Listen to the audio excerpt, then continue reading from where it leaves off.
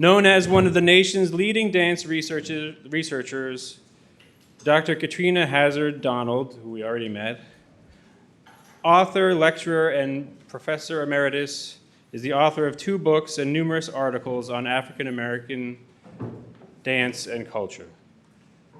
Considered groundbreaking, her first book, Jukin, The Rise of Social Dance Formations in African American Culture, won the De La Torre Bueno Special Citation for Dance Research. Her second book, Mojo Workin', The Old African American Voodoo System, is the first and only work so far to assert a new theory on the origins and functions of the sacred dance ritual known as the ring shout. She received a PhD and MA from Cornell University and her BA degree from the Wilberforce University. She is the recipient of an American Council of Learned Societies Fellowship, a Rockefeller Postdoctoral Fellowship at Brown University, and the 1999 Oni Award from the International Black Women's Congress. In 2019, the Popular Cultural Association named its award for outstanding research in African American culture in her honor. In addition to her books, she has authored numerous articles in refereed journals, anthologies, and encyclopedias, and has appeared in numerous documentaries on dance. She was honored to serve both as guest curator historian for the National Afro-American Museum's 1999 exhibit, When the Spirit Moves, African American Dance in the United States, and she was a major voice in public broadcasting's documentaries Swing, Bop, and Hand Dance, the Emmy-winning The Tina-Rama Dance Party, and the Lincoln Center's production of Free to Dance.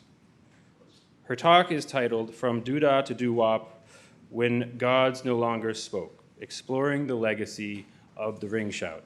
Please welcome Katrina.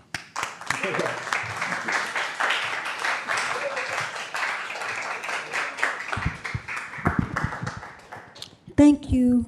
And I would like to thank Tom and Yolanda for all the hard work they did in putting up with my emails and me losing things and all that. And thank the Jazz Studies Department or Center for inviting me. I'm always so humbled when anybody wants to hear what I have to say. It just still tickles me. I started thinking about the ring shout some time ago. And of course, if you study dance, you read about it, and you read these early accounts of it. And then I have this 6-year-old child that lives inside of me that talks to me all the time, and she does my best work for me. And the 6-year-old child said to me one day, when I read Bishop Alexander Payne's material on the conversions that he was conducting after emancipation, and I noticed that one of his young ministers, one of his young ministers, is that better?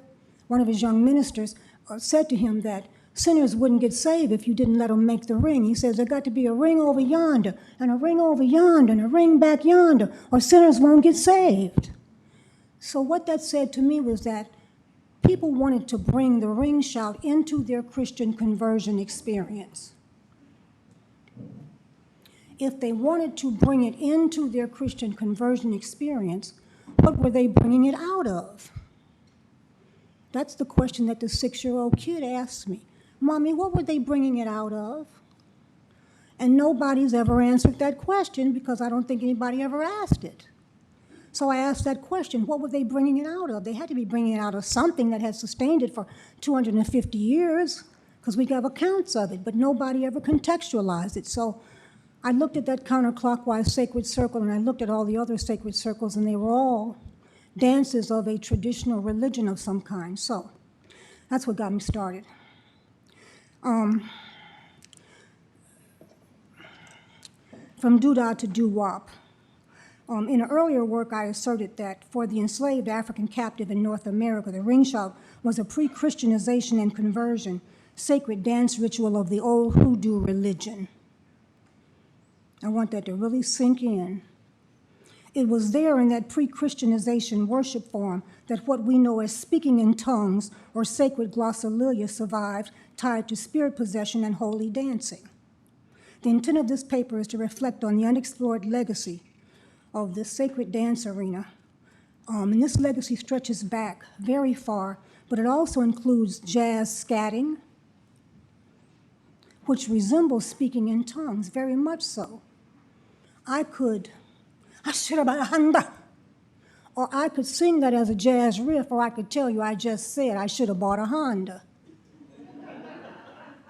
But I could speak it in tongues and I could jazz riff it. I could blues riff it, I could also hip hop riff it. Stay with me. The ring shot was a dance sacred praise ritual originating in the enslaved African American communities of the Black Belt South. It involved the formation of a counterclockwise rotating circle of devotees who danced using restricted foot movements, no crossing of the legs or that sort of thing. The shout, as it was also known, retained many of the cultural elements that were transferred into African American fundamentalist Christian practice, such as head shaving and spirit possession. The ring shout has been of interest to a range of scholars, but only one aspect of its evolving cultural significance has been examined. We look at this thing as a dance, and if we look at it as only a dance, then we lose a lot. The sacred circle was the foundational cultural form for enslaved Africans in North America. In it was contained the germ, the central molecule that allowed for physical rather than verbal relexification. I'm borrowing a term from linguistics here. It influenced the direction that certain aspects of dance culture would take. Within the sacred circle, dance, song, spirit possession, ecstatic expression, and the birth of a reincarnated, though now silenced God could and did appear. It was in the ritual of the ring shout that the enslaved motor muscle memory was the most unconstrained. The initial boundedness, which was evident in the self-restrained control and restricted beginnings of the ring shout, because it begins slow and very restricted, could then be a statement which reflected the boundaries of life and labor under enslavement. As the shout proceeded and developed complexity, some bonds fell away. They dissolved while the devotees became less constrained, allowing the dance to engulf them. But it was in the circle's center, the sacred vortex, where maximum freedom was attained. It was supported spiritually, it was nourished and protected by the encircling counterclockwise human whirlwind formed by the encircling devotees. Resembling the counterclockwise circle of the Yoruba deity Oya, the Akan deity Tano and Omosu, the Fawn, Hevioso, Sogabo, the Igbo, Amadioha, and please correct my pronunciation if I get it wrong, because I'd like to make sure I get it right next time. The Bakongo, Nzazi or Bundi, the counterclockwise circle of African American ring shout took on a new and evocative meaning. The sanctified church, more than any other institution, has inherited and maintained the legacy of the ring shout and its spirit possession ritual. It was there in the sanctified church, with its inherited aesthetic legacy and operational values from the ring shout, where both speaking in tongues and scat singing was made possible. The sanctified church's holy dance, that dance which appears as what W.B. Du Bois calls part of the frenzy, was a combination of both steps and jerking postures, similar in intensity and quality to 1980s pop locking. The holy dance was often both a conduit into as well as evidence of spirit possession. Through the body, the spirit articulated a series of both fluid movements and jerks which paralleled sacred verbal glossolalia in its spiritual non-syntactic commentary. It was there in the spirit possession ritual that both physical body and language intersected as the devotee relinquished worldly conventions for non-syntactic physical and verbal expression. Harold Corlander comments on how the shout builds until the tempo reaches a tense peak close to an ecstatic breaking point of excitement. And I won't read you that short quote. The operational values which were developed in the early shout made possible both a dance and a musico-verbal tradition. That musico-verbal legacy would function as non-hegemonic forms and would allow for both the retention and the development of, as well as the adaptation of, of the nonsense syllable into other areas such as speaking in tongues, scat singing, minstrel malapropism, ragtime blues and country music eefing, rhythm and blues do-wopping, and finally and currently, hip-hop turntable scratching. The nonsense syllable travels, and when it gets to hip-hop, it goes into the scratch of the turntable, because he bears the same relationship to the rapper as the scatter does to the big band. It was there in the spirit possession ritual that both the physical body and language intersect as the devotee relinquished worldly conventions for non-syntactic physical and verbal expression. The musical verbal legacy would function as non-hegemonic forms that would allow for both the retention, development of, as well as the adaptation of the nonsense syllable into all those forms I just mentioned. More than a mere dance, the ring shot was an overarching, multi-purpose community affirmation ritual that was linked to a repository of remaining African traditional practices, symbols, dance gestures, and musical values. The sacred circle was a familiar form in numerous West African cultures, so it should be no surprise that North American bondsmen retained and revered it.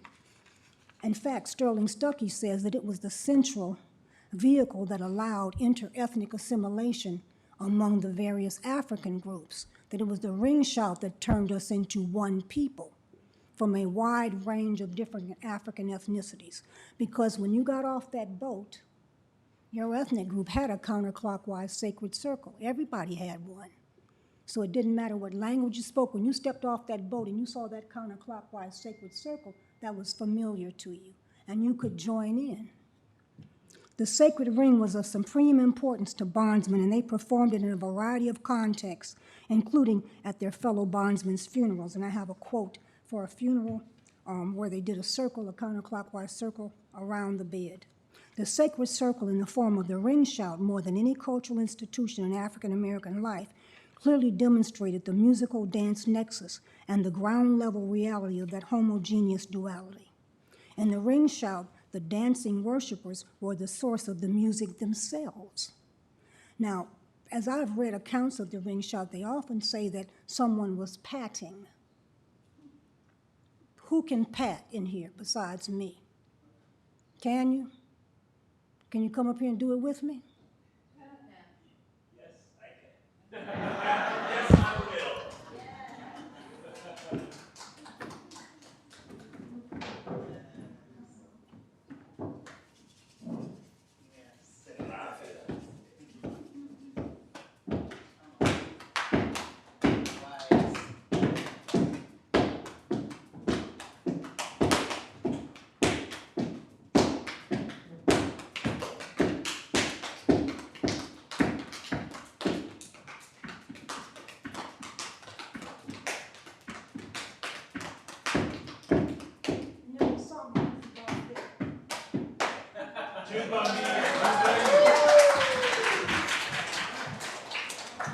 So that was part of the music because that was the patting.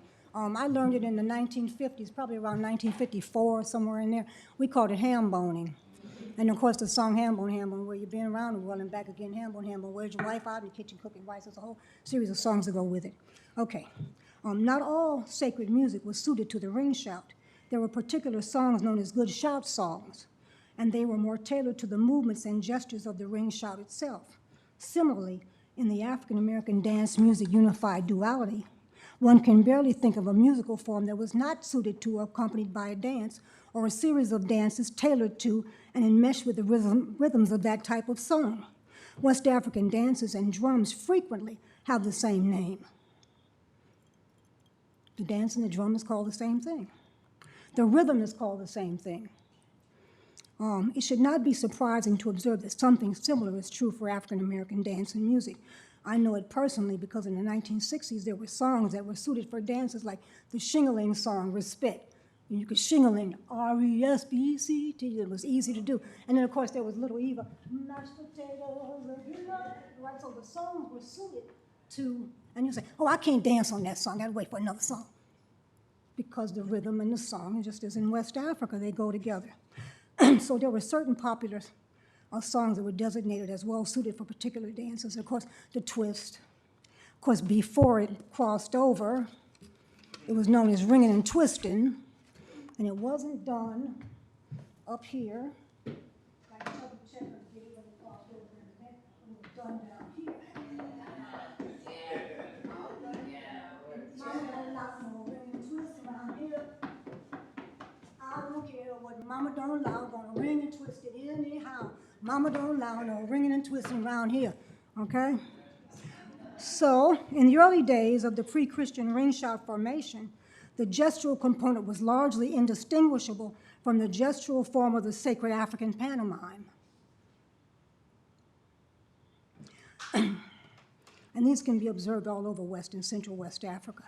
Later, gestures such as pitching hay, picking up leaves, and you may see the shouters do this tonight, they preserved the musical, gestural unity that gave both artistic and spiritual visibility to the brutal labor reality of North American bondage. Enslaved shouters returned to the shout as regularly as possible in order to restore and maintain community balance long dislocated by enslavement. Excuse me. I get dry. You know, you get old, you get dry.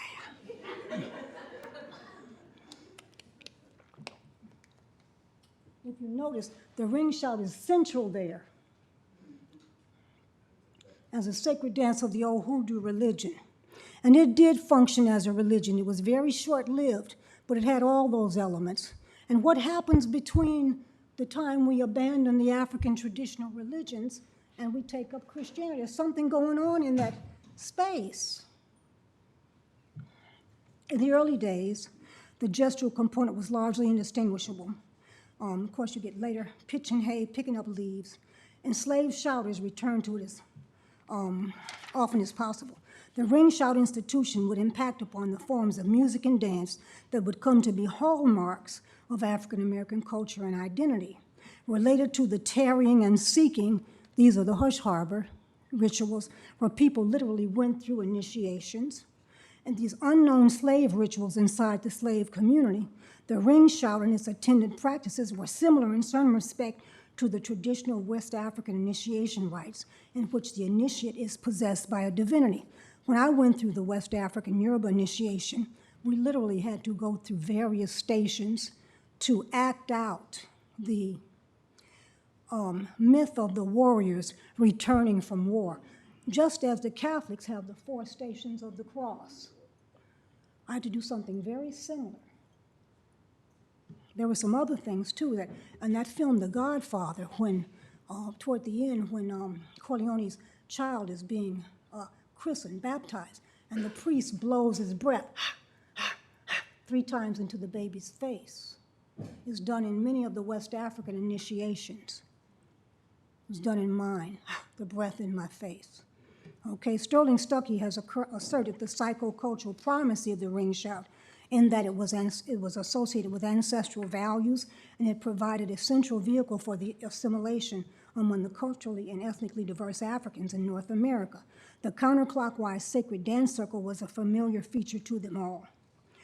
Variously defined, speaking in tongues involved the use of speech-like vocalizations using syllables that lack any readily comprehensible meaning, or non-lexical speech, meaningless vocables, or sacred glossolalia. Pentecostal speaking in tongues, in which African American sacred contexts often took on a rhythmic, almost musical cadence. If you've ever seen it, if you've ever been in church and had it occur, or had seen somebody, it oftentimes takes on a musical cadence, a rhythmic cadence to that shout, to that possession. It's not just standing there with it, there's a rhythmic cadence to it. Casual observance of the African American jazz music as scatting or scat singing reveals secular scatting's resemblance to the sacred Pentecostal practice of speaking in tongues. Both use nonsense vocables as units of expression, and they convey it rhythmically. So there's a substantial body of literature that discusses this sacred secular divide. And when I tried to connect scat singing directly with speaking in tongues, the model just collapses. So I couldn't do it directly, but there were other ways. While jazz music and dance have received significant attention, Scatting as a jazz performance modality has gone relatively unexamined. So I reflect on the idea here that this scatting, jazz's purest form of vocalization, is fundamentally linked through speaking in tongues through the old ring shout ritual and its cultural antecedents that appear as wordless vocables. In addition to scatting and speaking in tongues, the nonsense syllable appears to have multiple functions in African American expressive culture. It's used to teach percussion. When I learned the rhythm Pataka 2 from the master drummer, Facundo Harris, he didn't tell me, hit the iya twice and the totale 3 times. He said, kika-paka-ka, kika-pa, kika-paka-ka, kika-pa, kika-paka-ka, kika-pa. And he had me say, kika-paka-ka, kika-pa. He said, I still got it, kika-paka-ka, kika-pa. Then he put me on the drum. That's the first rhythm of Pataka 2. The second one, kika-paka-ka-ka-ka-ka-ka-ka-ka, kika-paka-ka-ka-ka-ka-ka-ka, kika-pa. It's a drum rhythm, played on the top and the side of the drum. But he taught it using a nonsense vocable. When I learned to tap dance in my kitchen at my mother's hand, she didn't say flat ball change. She said, get it, baby. Say it, baby. I was about 3. And that was the time step. I learned it using a nonsense vocable. Nobody said flat ball change, hop, or whatever they do. All right. In addition to scatting and speaking in tongues, the nonsense vocable appears to have all of these multiple uses. It's used to teach percussion. It's used to teach tap dancing. And of course, I have an example here where a musicologist went to West Africa to study drum. And what he literally does is he finds that the drummers, the master drummers, are all using these nonsense syllables. And so he writes them down. And as he writes them down and he put them up, he literally produced a tone poem.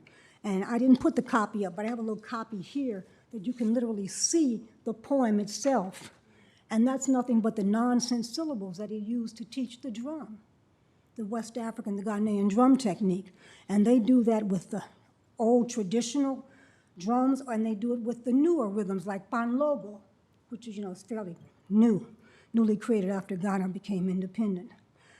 Anyway, so this scholar, A.M. Jones, studied with a man named Mr. Tay, and he says when he had translated what he had played into nonsense syllables and written them down, he divided them into lines and then into 11 sections. It was none other than a spontaneously yet closely organized poem in pure sound. Older African-American tap dancers used the nonsense vocable to teach hoofing. A variety of sacred dance gestures, movements, and musical elements that germinated, grew, and were sustained in the ring shout would later contribute to the development of African-American dance forms and would also be a source for the Negro spiritual, gospel, the blues, country music, rhythm and blues, and jazz, and of course later hip-hop. In this developmental context, one could surmise that scatting to be the sacred nonsense vocable's appropriation, secularization, and transition out of speaking in tongues. But that explanation appears to be less than satisfactory because it collapses when I try to construct a model. The resemblance of scatting to speaking in tongue is the result of what 2 scholars, Kashmir and Matthews, call a particular shared African aesthetic. Yet in their examination, while they discuss scatting, they go no further. They don't name and they don't outline that African aesthetic that they talk about. They say, well, it's the result of an African aesthetic. Well, what is that?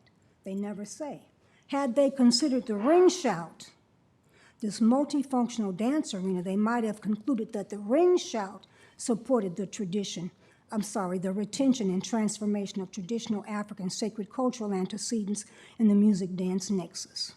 This author's reading of the sources suggests that a religio-cultural progenitor, antecedent, or cultural grandparent, what I have called African sacred voice, is a possible cultural antecedent for not only speaking in tongues and scatting, but also is related to minstrel malapropism in both coon songs, minstrel songs, as well as the practice known as eefing, which often directly reflects Southern Negro dialect. Eefing is similar to scatting in that it uses nonsense vocables, but eefing is even freer because it uses a wider range of sounds, things like snorts, coughs, screams, whistles, guffaws, sounds of burps, almost anything. Oinks, tweets. Unlike scatting, eefing is often used for comic effect. African sacred voice,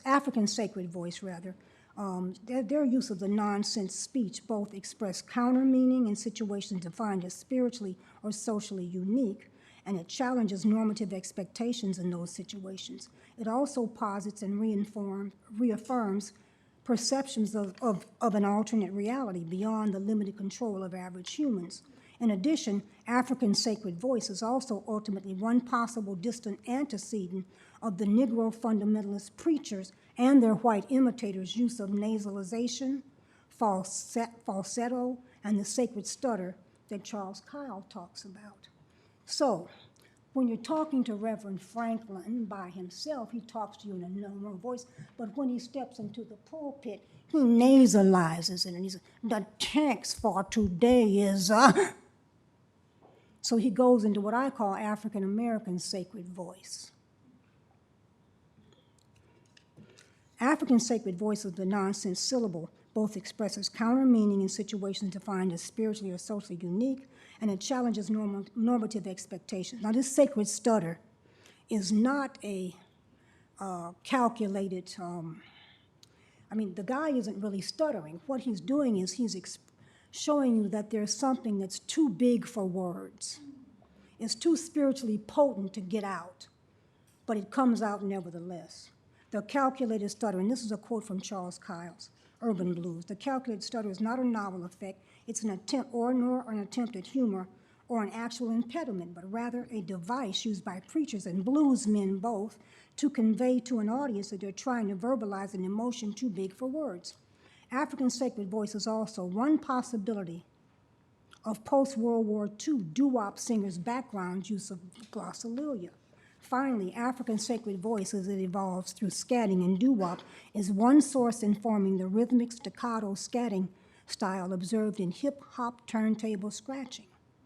What in fact the turntablist is doing in relationship to the hip-hop rap is similar to what the jazz scatter's relationship to the music of the jazz orchestra or the big band is doing. In other ways, it is informed by both scatting and the even older tradition of picking and framing, spoken of by Zora Neale Hurston in that piece, Characteristics of Negro Expression. For the traditional African transported to the New World, everything was sacred. There was no secular world. There was no such thing as render unto Caesar that which is Caesar's. Even Caesar belongs to God. Everything is sacred. There's no such thing as a secular. Everything belongs to God. What are you talking about? All right? There's a demonstrative pattern of flow from sacred to secular in both the dance and the music. But I couldn't find that and pin it down with scat singing. But I did discover that both scat singing and speaking in tongues share 8 readily observable similarities. They both undermine normative language, challenging normative reality. They both occur in context stimulated by music. They both utilize nonsense vocables. They both utilize rhythmic delivery. They both build toward and explode upon crescendo. They both are extemporaneous, and they both are attention focusing. Both share a similar relationship with their respective contexts in that both scatting and speaking in tongues are an individual expression inside of a group response. With respect to placement, both scatting and speaking in tongues appear to have a relationship with this moment of crescendo in their respective contexts. Both are extemporaneous in what I just said. The similarities nevertheless suggest 2 points. One, that the sacred secular model can only partly illuminate an understanding of scatting, and 2, that scatting and sacred glossolalia, as it becomes publicly known as speaking in tongues, indeed do share an African operational aesthetic. Additional comparisons reveal that though they both use nonsense vocables, scatting and speaking in tongues proceed from 2 very different emotional postures.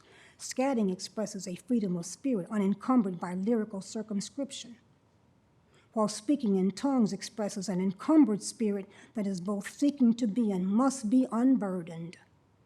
A second difference is in the element of control. Scatting is a controlled expression of something too big to be contained by lyrics. Speaking in tongues is an uncontrolled expression of something too big to be either contained by or expressed in testimony. Vocalists sometimes use scatting either to present a competitive interplay or to challenge the accompanying musicians, and to demonstrate similarities between instrumental music and vocalization. This is usually done with horns. With sacred glossolalia, one relinquishes control to an outside force, believing that force to be the Holy Spirit. It seizes the tongue and speaks, often without the knowledge and sometimes against the resistance of the devotee, because there are people who resist the Spirit coming down, but it comes nevertheless. Scatting, on the other hand, represents the human seizure of power and control over the spiritual reality of music and its primal force, the human voice. Speaking in tongues signals a relinquishing of human power and control to a sacred surrounding spiritual force, a spiritual force beyond the world of oppression and oppressors. In both the traditional African forms and in the Afro-North American form of spirit possession, the spirit will not descend without song. There must be music in both contexts. Among African Americans, as well as among devotees of African traditional religions elsewhere in the New World, spirit possession is stimulated by rhythmic music and dance. The music frequently accompanies the movement of a simple dance step, which the African traditional religious devotee recognizes. The Orisha all have their individual steps. You know, so Shango has his step, and everybody's got their particular step. The music frequently accompanies the movement of these dance steps. Of course, by the time we get to the African American church as well developed, this thing that becomes the resting step is what we have left in the choir. And it's also done in the pews right before people fall under possession. There's usually some preliminary movement back and forth, and then it begins to happen. Almost like what you get with hypnosis. And in some arguments, there are people that say it is a form of self-hypnosis, because you're back and forth and the music and the spirit and all of that's going on. Alrighty. Commenting on the role of music and dance, of course, there's Melville Herscovitz's famous statement, a given rhythm of a drum, the sound of a rattle, singing, and hand clapping of a chorus are almost invariably essential if possession is to ensue. As noted in both scatting and speaking in tongues, the nonsense vocables occur at either a crescendo, an apex, or other spiritual opportunity juncture in either the sacred church service or the secular jazz club where you're singing jazz. It is at this crescendo point that the two phenomena are the most similar. Both scatting and speaking in tongues express that which is inexpressible through normal, sensible vocalizations and words which are either spoken or sung as song lyrics. The two institutional poles of African American cultural expression, the sacred and the secular, represented by the sacred circle ring shout and the secular juk tradition, drew from the same wellspring of ancestral expressive culture. And in fact, when I was working on juking, I found this thing called the Party for the Gods, the Bimbe Suncho. Literally, you bring beer and wine and you have a party for God. You drink, you dance, you celebrate the creation using those things. Okay, so this secular juk tradition, they both draw from the same wellspring. Both express joy using the same musical and dance characteristics, and both use non-syntactic speech as modes of expression. One, of course, is speaking in tongues, the other is jazz scatting. In both the traditional African and African American tradition, both speaking in tongues and speaking in the voice of a specific deity uniquely occurs only under spirit possession. And of course, in the traditional West African and Central West African religions, a specific deity speaks. And they're identifiable, and they're identifiable by what they're wearing, the colors they're wearing.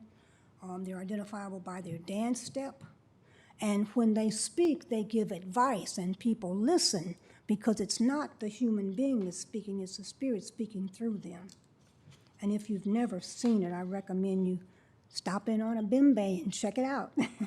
Or the Haitians also do it, the Congolese do it, and they literally call the deity down, and they are there, and they will talk to you, and they'll tell you, oh, you need to, go to the doctor because you're going to have a heart problem, or you're going, oh, I see diabetes in your future, and they'll tell you things, and oftentimes those things pan out, which can be really spooky.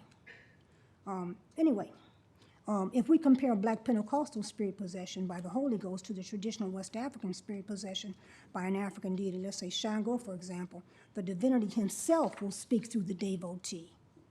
So that's not Katrina speaking. I am speaking. You get possessed, you look completely different. You have this thing that I've called awareness mask. It comes on when people are dancing, too, in a secular context. You may have seen it happen. Someone will be dancing, excited, really into the dance, and suddenly your face transforms. Awareness mask. It's a form of masking, I say. We just don't have the mask to put on, so we put the mask on with what we have. I've seen it so many times, winning dance contests. Unlike their enslaved counterparts in the Catholic world of Spain, France, and Portugal, who disguised and retained their gods by moving them into saints. In North America, we don't have the saints to move them into. So what happens? What do? I say movement forward is only one direction. We literally move them back into the original natural substances that the Orisha or the deity come to represent. So we don't call it Oshun, the river. We simply go back to the river and engage in pouring down the moon.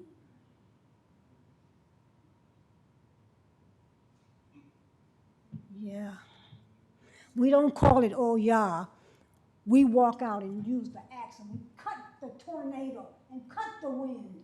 We literally address the wind and not Oya. So we take it back to the original natural forces that the Orisha represent, because we don't have those saints to syncretize into. So we move them backwards into the original substances. And I can prove it every time. So enslaved Africans in North America would take a completely different path. We would move it backwards into the original Orisha.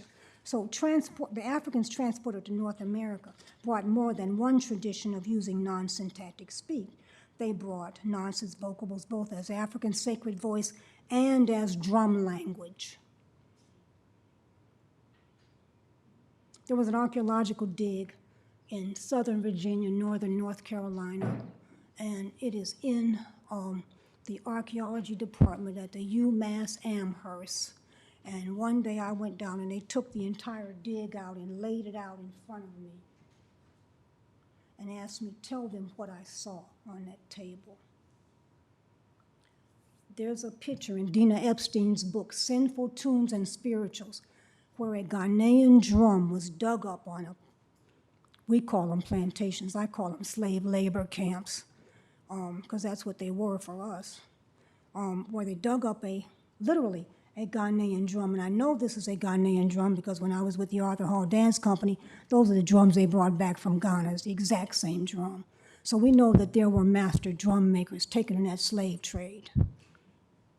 We wouldn't have made that drum. We wouldn't have found that drum on that Carolina-Virginia border. It's in Dina Epstein's book, Sinful Tunes and Spirituals, Black Music Before the Civil War is a subtitle. Anyway, under Protestant Christianity, modified by enslavement, the glossalized voice of the new God, the messenger, the Holy Spirit, the Holy Ghost reflected the Africans' now abandoned, confused, and potentially silenced state under enslavement. So that when we become possessed, we are not speaking in the voice of a particular deity. That tongue is confused now. It's nonsense vocables now. It's not the language, and I'm not speaking as Shango or Yemanya or any of the African traditional deity. It appears that for the enslaved Africans in North America, though the death of the gods had occurred, A possessing spirit was substituted and retained, and was accessed originally through the mechanism of spirit possession in the ring shout, and possibly in the tarrying, seeking, and unknown rituals inside the slave community. And that's those hush harbors, where people literally were put through initiation rites. And Margaret Creel Washington describes that, some of it in her book. A Peculiar People is the title of that book. And her footnotes are really good to go through, because she has all this material in there that points to those hush harbors and those rituals that she was able to document. With the application of the African principle of counter-dialogue, expressed as sacred voice, a singular, non-conforming new voice replaced the old ones. The enslaved henceforth spoke in a counter-hegemonic monologue, which undermined and challenged the very foundation of the Christianity used to justify African enslavement. The new tongue was more than a transformation of both language and tone. It spoke to a reality that liberated the silenced voices of the enslaved and engaged them in unbound counter-narratives of expression, denied to them in their daily existence as bondsmen. This expression defied rules and challenged normative expectations. It held the banner of hope high for all who could see and recognize this defiance and redefinition. These practices supported were supported by the numerous resistance functions in the dance. And they are everywhere. In addition to finding that a significant number of slave rebellions were slated to start when Africans were supposed to be dancing, especially during the holidays, when the bounds of enslavement are to some extent lessened. People have some degree of freedom to drink and carouse. They're oftentimes allowed to go from one plantation to another to see relatives, and that's the time when you run away. And dance was deeply tied to resistance, not only in the way that Africans would imitate and ridicule their masters' postures using the dance, and in fact, that's still done today.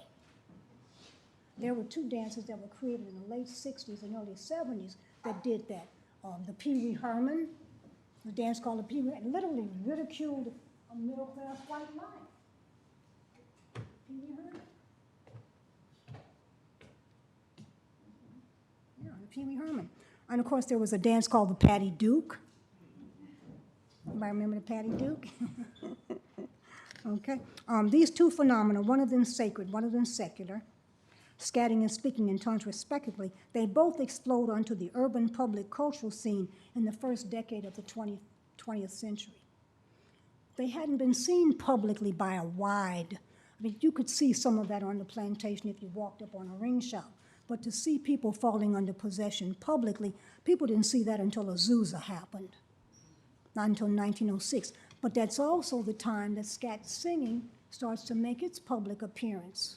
So they both appear within that first decade of the 20th century, these two cultural phenomena. The first time African-style spirit possession, you see that in Los Angeles. It was there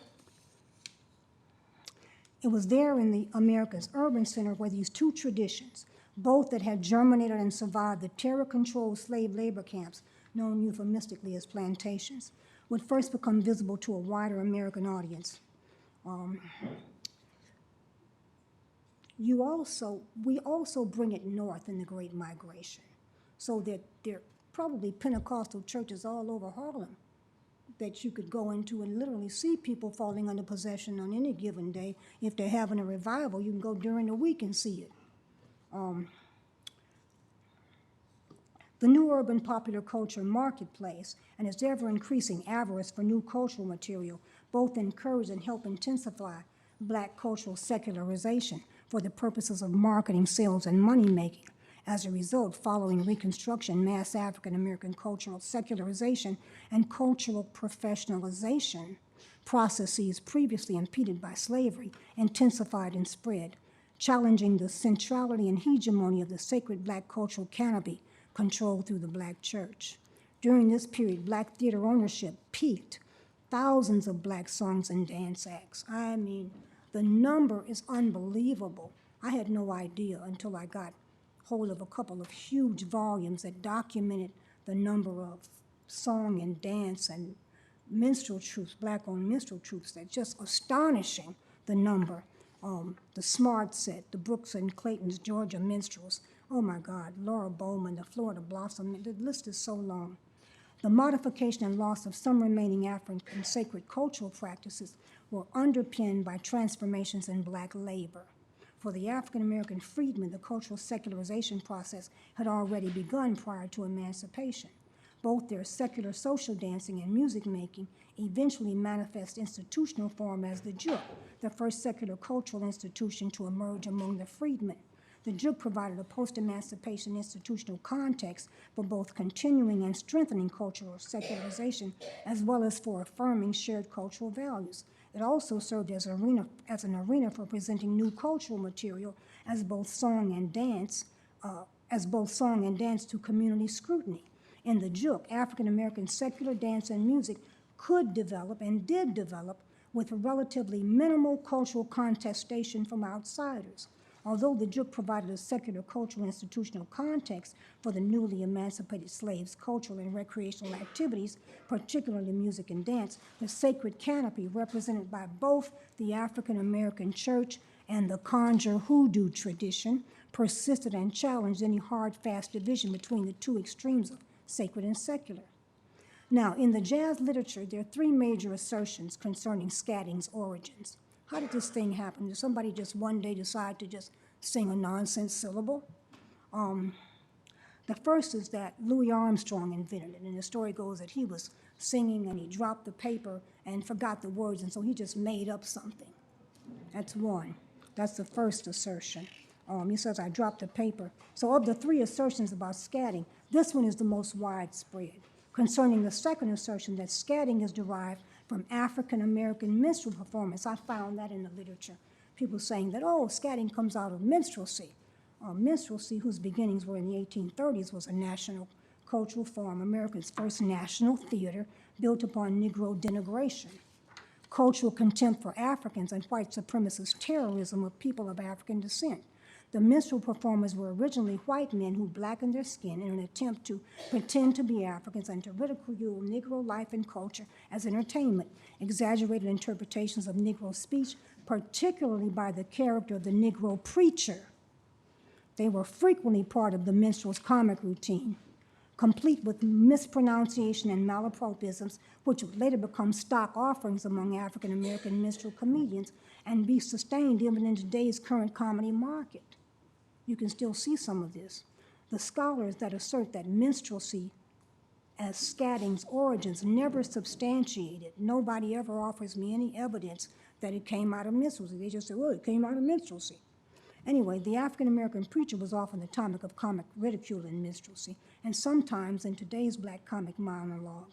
In these comic contexts, the Negro preacher's rhythmic malapropisms could effortlessly be crafted to segue into a song, using either mispronounced or nonsense syllables, a sort of proto-scatting, if you will.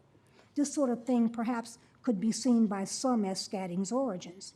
The white minstrel and other imitators used what they perceived as Negro speech patterns when crafting such songs as Camptown Races, Sing This Song, Do-Da, there's the nonsense syllable, Do-Da. Whites who sang imitating black vocal styles, especially when they were using the nonsense vocable, was said to be singing a jig chorus.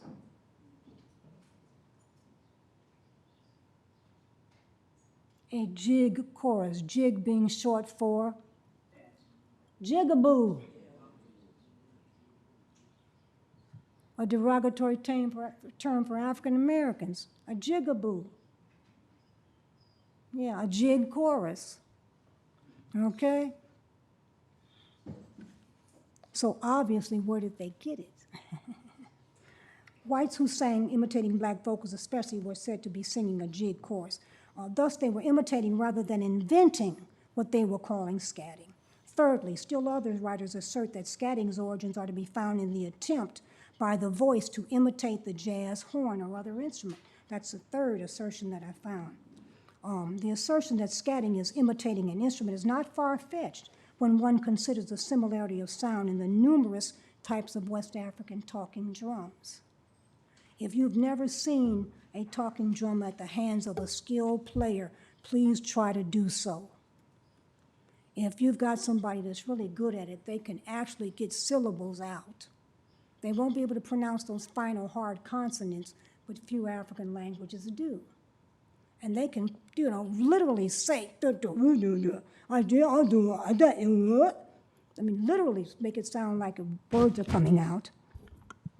So I've observed this musical interchange between a Yoruba talking drum and a vocalist repeating the words by the spoken drum. And it's pretty amazing to see it done. Because the trumpeter Louis Armstrong is frequently credited with being the first artist to record the scatting technique, most writers whose work I examine attribute scatting to Louis Armstrong, but I don't think that's where it came from. Having been introduced to the scatting technique by an African-American minstrel named Joe Sims, Jelly Roll Morton claims that he had been scatting long before Armstrong. Morton also claimed to have brought scatting to New Orleans after he and several others learned the technique in Mississippi from Joe Sims himself. Sims, who hailed from Natchez, Mississippi, from outside of Natchez, was both a minstrel performer and owner of his own traveling minstrel troupe, but more importantly, Sims was the son of an African-American Southern fundamentalist minister who pastored the King David's Baptist Church in Natchez, Mississippi, and he credits his successful performance style to the practice and the use of amateur stagecraft that he had gained in church functions. I want that to sink in. The fact that his marketable theatrical skills were honed at church, as were Aretha's, as were many African-American musicians and vocalists. In fact, the black church has produced more virtuosos than has Juilliard.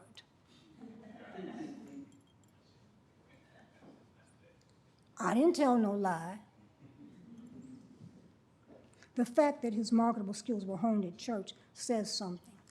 The pre-Christian conversion ring shout sustained African sacred voice and enabled its transformation into African-American sacred voice, forms which are currently observable on any Sunday morning. The ring shout kept the sacred nonsense vocable alive in the culture, ready and waiting to give voice to a counter-hegemonic reality on any front where it was called for. The secular music tradition of the juke nurtured the pre-scat forms referred to as ephing. Joe Sims, like both Jelly Roll Morton and Louis Armstrong, were exposed to the tradition of spirit possession and speaking in tongues through his own sanctified church. But more importantly, he's born just 60 miles from the man who starts the Azusa Street Revival. They come from the same community. I want that to really sink in.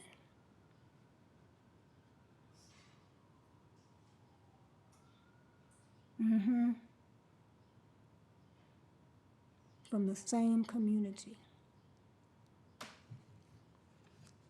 Joe Sims, like Jelly Roll Morton and Louis Armstrong, was exposed to this tradition. The church's impact on individual musicians' style of playing was recognized, acknowledged, and praised. It is still a compliment to say that a musician took us to church. So he took us to church last night. That's almost the highest compliment you can give him. Or that their playing was sanctified. Commenting on the sanctified church's influence on the playing of fellow musicians, Dizzy Gillespie had this comment. Other pianists brought specific styles to the music, like Errol Gardner, who was the most sanctified pianist we had. We have two really good sanctified pianists, Errol Gardner and Les McCann. They can sanctify you. Using a sacred reference to describe a secular phenomena.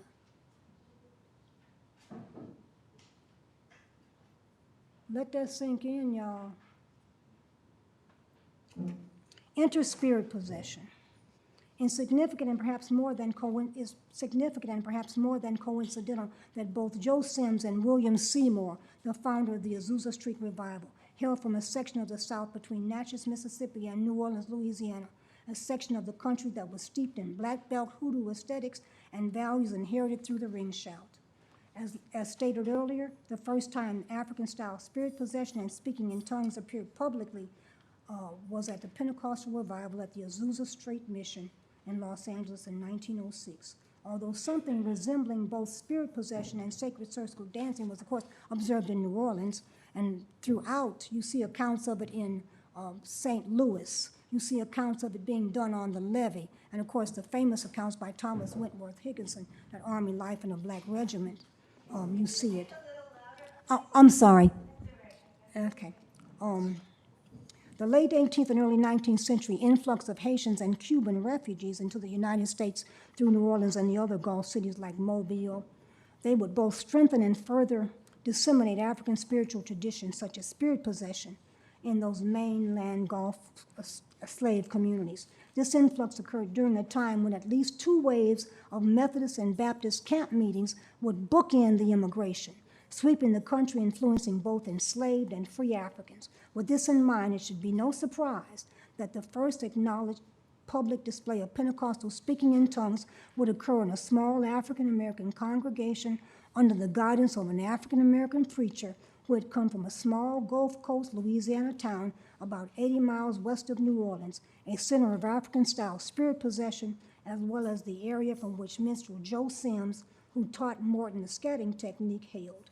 Nor should it surprise anyone that scatting and Pentecostal speaking in tongues would appear in the same historical era, both made famous by a people denied access to standard English and who were fighting stereotypes, ridiculing their inability to articulate and speak standard English.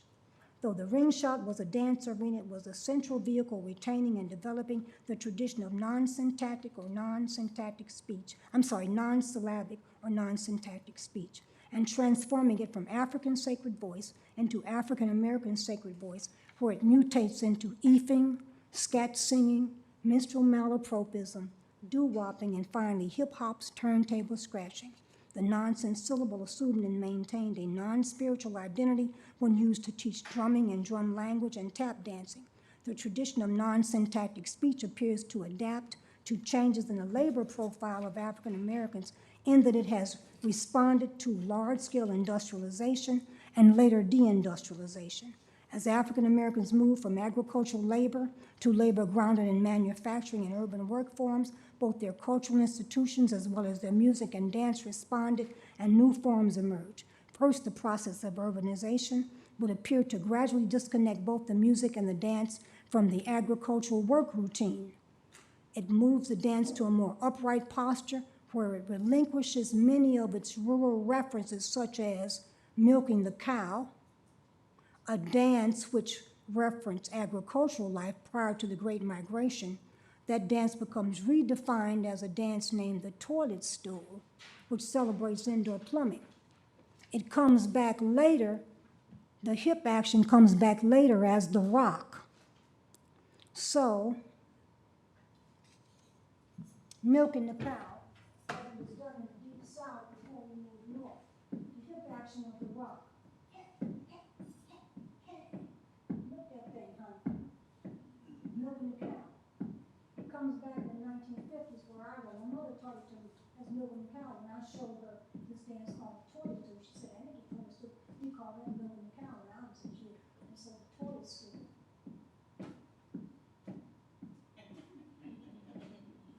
Same hip action, redefine the gestures to become more urban, disconnected from that rural labor, and the dance comes out of the bit routine.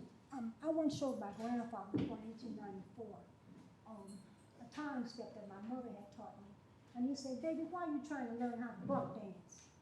And he said, "I can cut a buck step," but when he did it, he was bent over like this.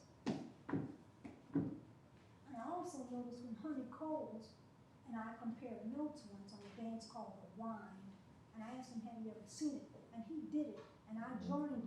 The difference is that when Honey Coles did it, he was bent over, and he did it down here. I did it up here. So the dancers relinquish much of their agricultural reference, and they come up out of this position and become more upright. And we also lose that accountability that we had on the fields, because when you're out in that field working and you're a slave, if you don't clear the lower 40, you're not going to be allowed to have a dance this weekend. So the slaves policed and helped each other in the field, so they were accountable to each other. And you see that accountability reflected in the group dance forms. In order to do those old contra dances, those square dances, you had to have the cooperation of at least 8 people. You're accountable to 7 other people.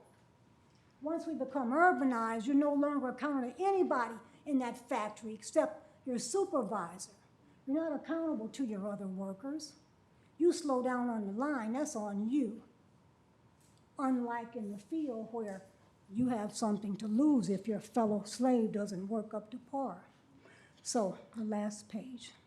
In addition to transforming EFing into these more sophisticated forms, the nonsense vocable responds again to cultural demand and reemerges in the post-World War II background vocals by the name of Do-Wop. Characterized by non-syntactic vocables, background vocals in this singing style complement the lead vocalist, frequently using the ancient African musical principle of call and response. The entire genre of dance music characterized the stability, relative economic security, and post-war production prosperity of the late 1940s through the mid-1960s. And this security was evident in the popular social dancing and partnering ritual of the Lindy derivatives known as the jitterbug and later the hand dance. Now people are not partnering.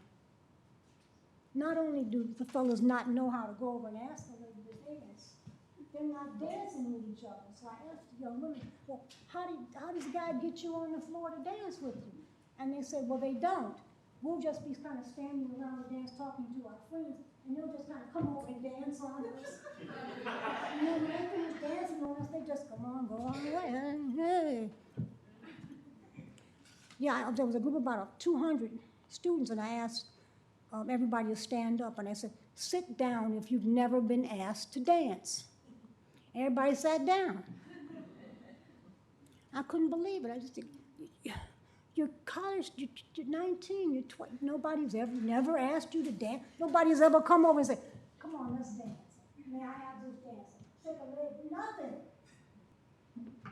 So he's like, yeah. So what's happening?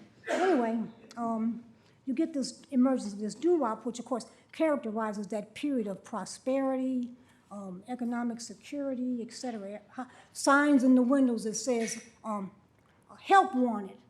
See, I'm old enough to remember those days when you walked up the street and there were signs in the windows that said help wanted, and everybody had a job and everybody had a daddy at home.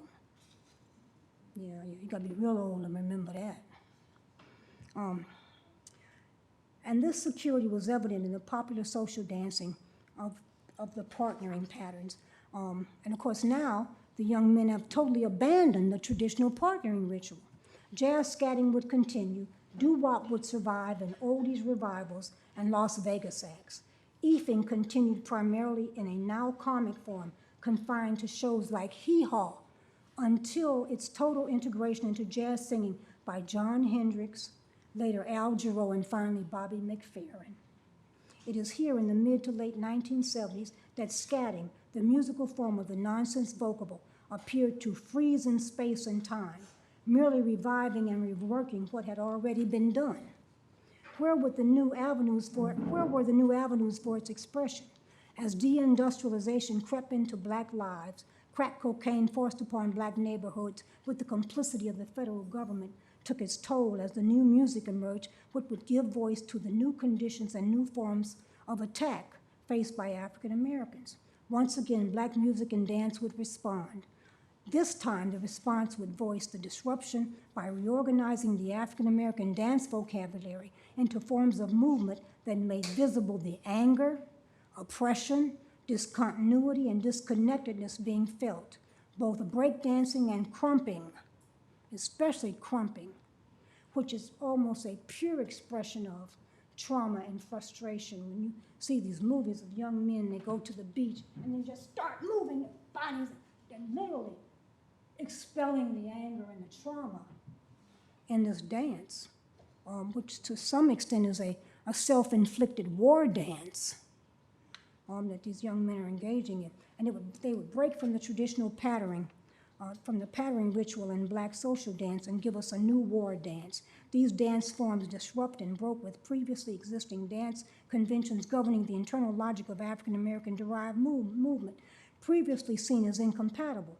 The new movement did much more than the traditional dances of derision. They combined movements that previously had been unseen in African American social dancing. Movements like inward turned and bent ankles. You never saw this kind of thing in African American dance.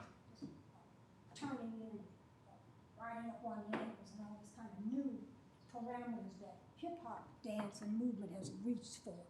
And successfully reached for too. You see some of this stuff on TikTok and online, and it's pretty amazing what young folks are doing with their bodies. I can even do some of it in my, I'm closing in on a big 8-0, and I can even do some of it. So I sometimes get in the mirror and practice so that I can kind of stay up with it.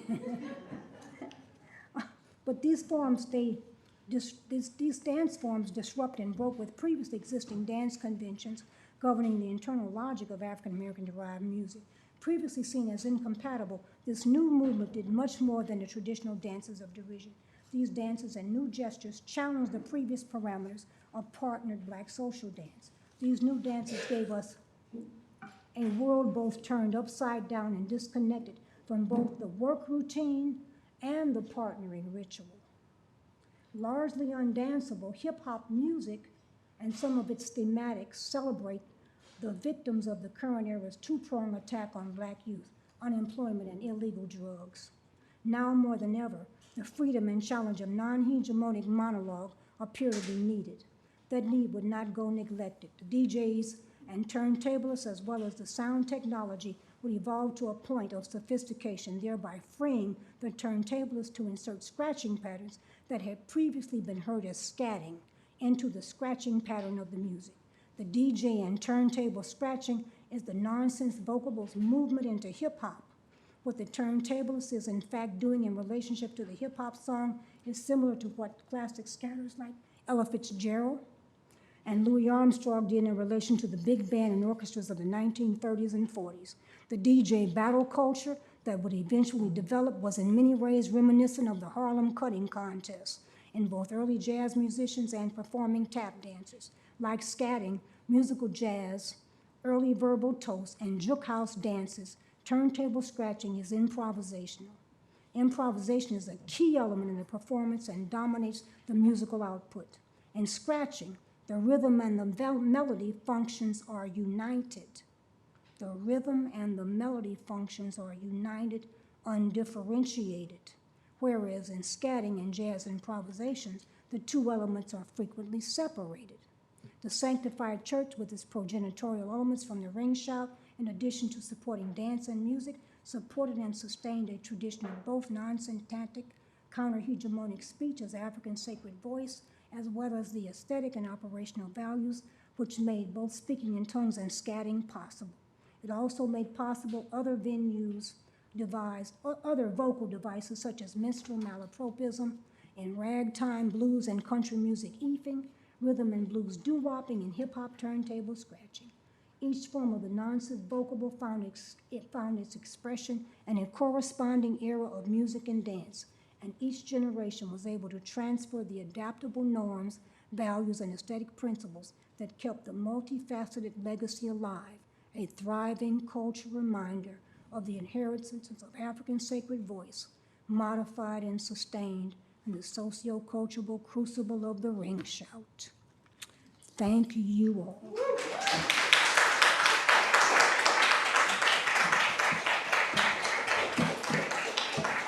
As you see, thank you.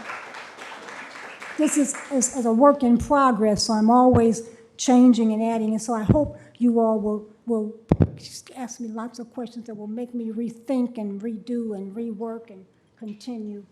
So, thank you all. I was a little nervous. Do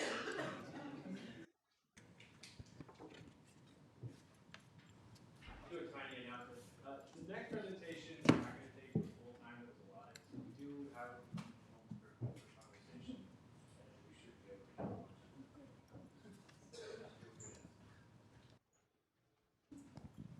Thank you so very much. Thank you. I've been in other talks of yours and been a fan of your research.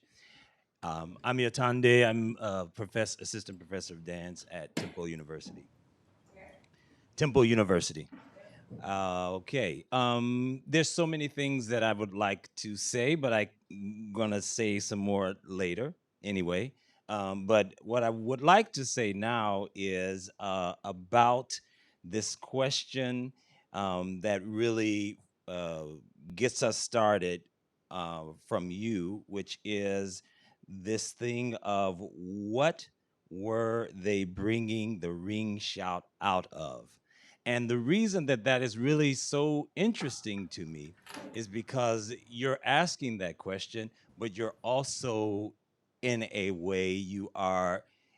As I said, I've seen some of your talks before. You, in my estimation, this process, act of sort of recomposing, if you will, through a sense of recognition of.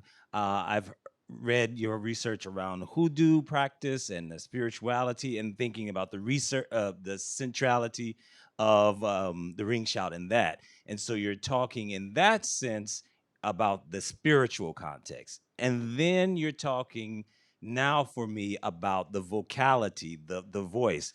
And in that context of the spiritual, you're also talking about the movement. So I see this in my head, I see this kind of recomposition of the ring shout by virtue of your research. At first, talking about it from a spiritual context, then talking about it as an embodied thing, and then now talking about it as a vocal, as an oral thing. And I really appreciate that. And so, this idea of sort of where we're bringing it from, but you're answering that by virtue of the act of recomposition that you're doing through your research. There is no question, it's just an affirmation, and I guess in some way a thank you, because it gives me a pathway, a key to walk along with you and ask similar questions from a particularly embodied idea as a dancer, as a choreographer. So I'm with you in this journey.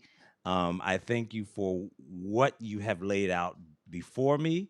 And if I was going to form a question, my question would be, um, what has been your most joyful discovery through your research that you have? No doubt about that chapter on High John the Conqueror. Ashe. That one, that was a real adventure. Thank you for those nice things you said. Yeah, it was a real adventure because that jalap root grows only one place. It's native only to one place on this planet, and that's Jalapa, Mexico. So now how in the world does a root that grows only in Jalapa, Mexico become so important to black folks in Tennessee or Washington State for that matter, or Harlem? I mean, how does that happen? So that search really made the detective in me come alive. I had so much fun doing that. Just like every morning I'd wake up excited to go try to find out this thing. When I finally read the story, I realized that it was the exact same story I'd been hearing from the elders all my life. And the way that I found that picture that's in the book is I was down in the library walking up the range, and there was somebody shelving books on the other side. And I swear they must have pushed this book too hard because it fell off this shelf in front of me. And when it landed, it opened to that page where that picture was. Yeah, it got spooky. It did, it got spooky. Yeah, there's a couple of things like that happened while I was working on that book. And I didn't question it, I just went with it. Yeah.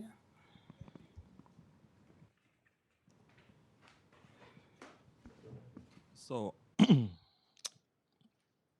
sort of in line with what you said about the 6-year-old self asking question. I'm gonna ask a question that I maybe thought of as a 6-year-old, and it was about the natural, the reverence for nature.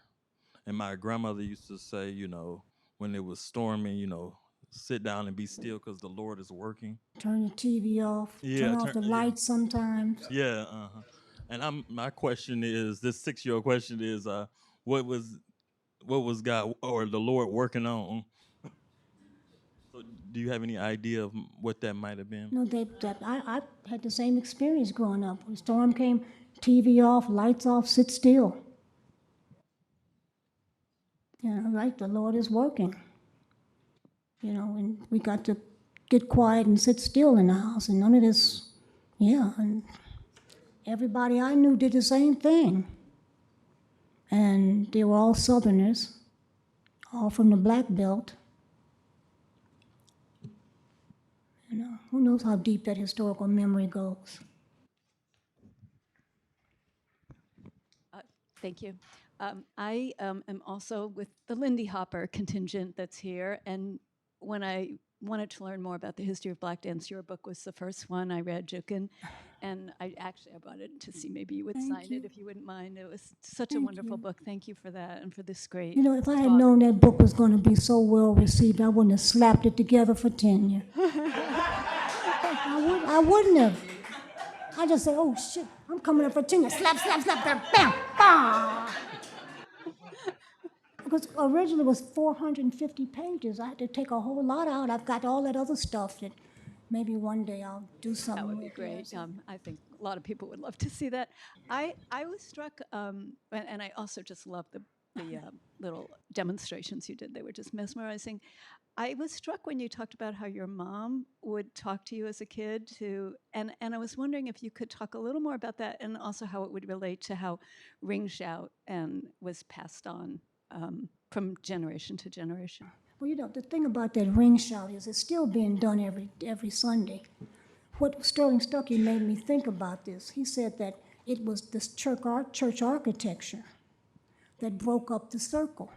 I have a letter in Jukin that is an account from a diary where the slave owner says that his slaves wanted to have a church, but they said that they couldn't because he had put pews in. So he had to take the pews out so that they could have church. Couldn't break up that circle. And church architecture breaks up the circle, and so instead of going into the circle center to have the possession, you're in the pew, and then you work your way into the aisle often. If you go to the churches that really carry some of the old tradition, they got a woman in a nurse's uniform sitting up in the pulpit. I got witnesses here. Yeah. Because of spirit possession, people hurt themselves, they hit their heads, and of course we all know the jokes about the sisters with the heavy pocketbooks, slinging them back and hitting you up. Yeah, the stories are legendary in black churches. Don't sit next to so-and-so. Don't sit next to so-and-so. She got that big pocketbook. Yeah, all that kind of stuff is said. So how that impacts upon the Lindy Hop, I don't know. But I do know that my Uncle Lee, who was with a dance team called Lee, Isaac, and Lane Holmes, Lee and Lane, whenever he came to the house, he's my grandmother's younger brother, they would put on music, and he'd grab my mom, and they'd start Lindy hopping. And they could tear it up, too. They were both surprised. She was a black and tan nightclub performer, I guess until maybe 1951, 52, when the church, the club started closing. And so she got out of the business, got married, had me, back in the 40s. So how all of this, I did learn it at home, and I've taught it, and if you can do it with anybody. And I've said, this guy that says the Grand March is the national dance of African Americans. I don't know, I got an argument with him on that, because I think America has a national dance, and it's that Lindy Hop. Everybody does. Everybody. If you can shag, jitterbug, if you can do any of those, we can dance. I've even done it with a guy in a wheelchair. Yeah, he was in a wheelchair, came out, and we got down. So if you know that 6 count step, you can do it. And trying to teach it to the younger generation is very interesting because they say, we don't understand how you all can keep up with each other. They don't understand that weight, that counterweight that you get when you're cooperating with a partner, and they don't understand cooperation. I don't want you leading me. I saw one woman tell a guy, you don't lead me around. That's male chauvinist. You didn't lead me. You can't get the dance done then. So bye-bye. I mean, you all, the Lindy Hoppers may be relics of the past, because the young folks can't do it. We've had sessions at Rutgers and brought in people who could teach it, and it's amazing how they can't get I don't know what it is. I think it's probably got something to do with labor. Yeah. They don't cooperate. You got to cooperate with that partner. Yeah. Yeah, so I'm not sure, but I did learn it at home. I just wanted to share with the gentleman who asked about sitting still and being silent in the nature. My grandfather talked about listening for what God is trying to tell you in that silence. And then, so I started thinking for just a few minutes about the difference between the silence and the shout, and when one would happen and then when the other would happen. And I'm just learning about this, so I'm just throwing it out there. Do we have 3 minutes left? Got 3 minutes? Yeah, let's do a curious question. Because I have just a short poem I'd like to read if we get a minute. It's real short. Just Thank you. I can have a page. Maybe the question. Yeah. Yep. Thank you for this legacy. First of all, this complementing Portia's map this is a nuance that is missing from that map or complements it. So I really appreciate this. My whole research is the social folk vernacular forms, particularly walking the dog and all of those things. So thank you for that. I wonder, given the way in which you can weave across centuries, what even I wrote in my book. I wrote a book called The Games Black Girls Play, Learning the Ropes from Double Dutch to Hip Hop. And I call them nonsense syllables as well. But I want to offer like vocables, because I too came to what we're reinscribing is that they're gibberish or that they're nonsensical, meaning they don't have a meaning. When one of the game songs that I teach has, it's actually one that I grew up with, Achikachi Liberace, which is education liberation, hidden in a code. And there's Appalachia. yeah. I know this one. Yeah, Ini Mini Pepsidini Ucha Bellini Achikachi Liberace, or Dissolini. Right. It's amazing how people. So and I've been thinking over the years about Gugamuga, which I wonder if it's good God Almighty hidden in that. So I would just offer the vocables then ties it to so many traditions that are not just African American. There's the South Asian vocables that come from drumming. Has a form of and then it ties it very firmly for me back to the drumming. One of my dissertation exam questions was on this, vocables in African and Indian drumming. And the jigaboo. I don't know if you noticed when you said what does jig refer to, and I said dance. Right, the dance. Because there's a word jig. Jig, right. And I wonder if it's the Irish and Scottish influence. And jigaboo comes later as a term associated with caricatures of racist caricatures. So then we don't have to say it came from minstrelsy. That for me, I'm like, no, just because it has its roots in the African aesthetic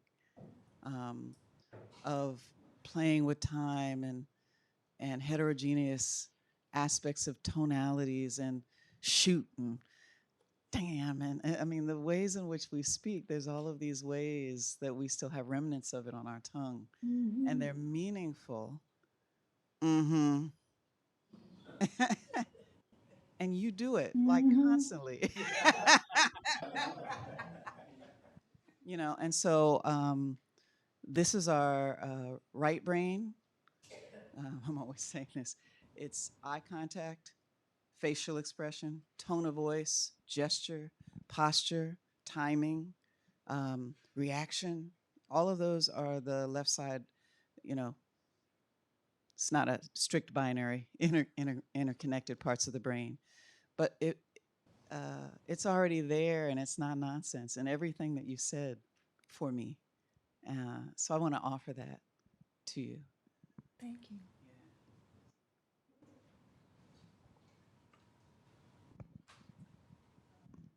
Hi, I'm one of those Lindy Hop community folks. There are quite a few of us in here. And I just want to thank you because when you talked about how, I believe it was how North American or the Africans here in North America, how we could have flattened all our Africanness, we had to sort of come together. And it was through the dance and through the music that we created this oneness from this multifaceted people that were brought here against their will from all walks of Africanism. But I want to thank my instructors who are here because they've been keeping those traditions alive, especially that counterclockwise circle. Everybody that does the Big Apple, Sam, Yeah. Clyde over Yeah. there, Clyde Wilder, Samuel Coleman. Yeah.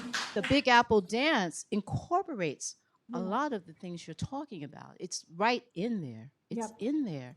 So Yeah. the continuum is there. And also, although I was raising kids during the hip hop era, but beatboxing, when the gentleman here did Exactly. yeah, it all, we It's we that we nonsense. find a way to Vocables. keep ourselves rooted in our Africanness, but also in what we created here because of our enslavement experience. So I just want to thank you for your scholarship. Thank you for mentioning the Big Apple, because I have a piece called "The Circle and a Line: Speculations on the Origins of African American Vernacular Dancing," where I say, except for the now defunct Big Apple, the circle had no secular manifestation except that Big Apple, because we don't have any secular circle dances that we do in a group. Yeah, and I want to shout out Sam because about 2 Saturdays ago, we were celebrating the 100th anniversary of the Savoy Ballroom, which was a grounding force in creating what I call the virtual dance of Lindy Hop because it went virtual all over the world. That turned into the Latin Quarter. The Savoy Ballroom in Harlem? Which one was turned into the Latin Quarter? There was another. I'm not sure. No, it wasn't the Savoy. The Savoy Ballroom, which was on what we call Malcolm X Boulevard now, but then Lenox Ave Yeah, because there's a big in mark on the Harlem, which is a side. block away from the Right. Cotton Club.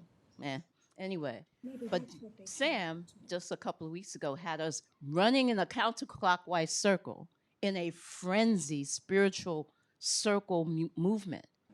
And he's kept that tradition alive and had all these young people, doing the motions and moving in that circle, and us older folks joined in and stopped when we had to. But it was a wonderful way of that connected thread. I just appreciate you so much, Sam. You don't know. Thank you.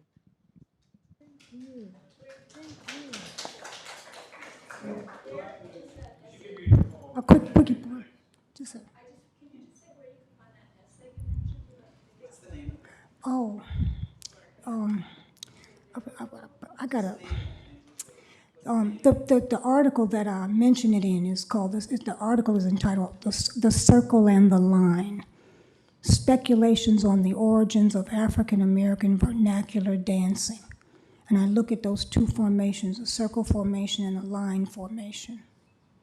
And that's in,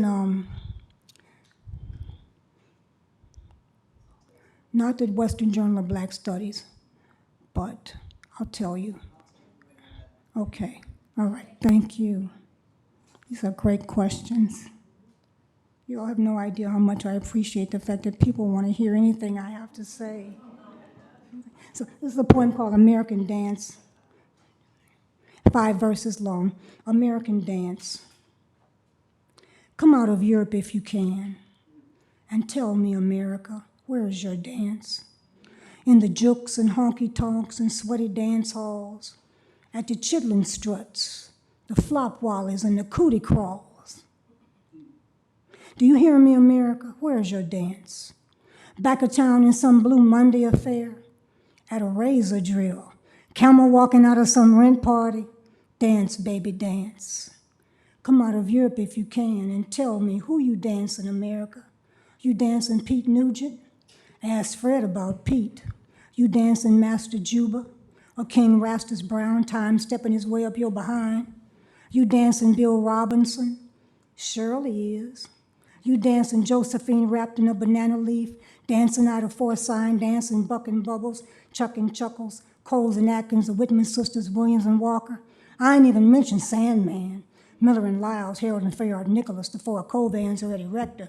Who you dancing, America? Earl, Snake Hips, Tucker. Before you knew it, here come our Soldado DeFore, Hemsley Winfield, Lavinia Williams, Sevilla Ford, Edna Guy, Catherine Dunham, Pearl Primus, Mary Hinkson, Carmen de Lavalada, Elio Pomar, Tally Beto, Donald McHale, Alvin Ailey, Arthur Mitchell, Diane McIntyre, and Misty Copeland, Iona Nash. Where is your American dance? Tell me you can black bottom. Can you booty green or bus stop? Can you boogaloo? Can you break down? Can you bunny hop, boogie woogie, birdland, Boston monkey, buzzard low, Bristol stomp, break a leg, break dance, buzzard glide, cakewalk, Charleston camera, chew, creep? Can you continental? Can you crump? Yes, America, where is your dance? Nigger dance? Can you diddy bop, Dixieland, double shuffle, dog? Can you eagle rock? Can you funky butt? Can you fish? Can you four corners? Can you fly a foxtrot? Can you frug or Broadway? Can you gooseneck or grind? Can you horse? Can you hucklebuck? Can you hully gully? Nigger dance, America! Can you jerk? Can you jersey bounce? Can you jingle? Can you jitterbug or James Brown? Can you mama strut? Can you Madison or mashed potatoes? Merengue! Pop locking, pecking, Philly dog, popcorn, pony, pimp walk, ring shot, rock, waddle, wing shipping, Texas Tommy, turkey trot. America, is this your dance? Get down with some squat, shag, shimmy, slop, shuffle, skate, shorty George, Susie Q, swayback, stroll, snake hit, samba. Come out of Europe if you can.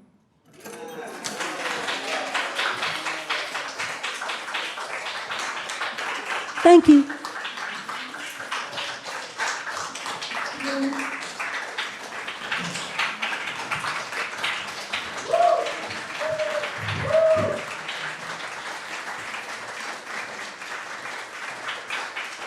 Thank you all so much. Thank you, thank you, thank you, thank you.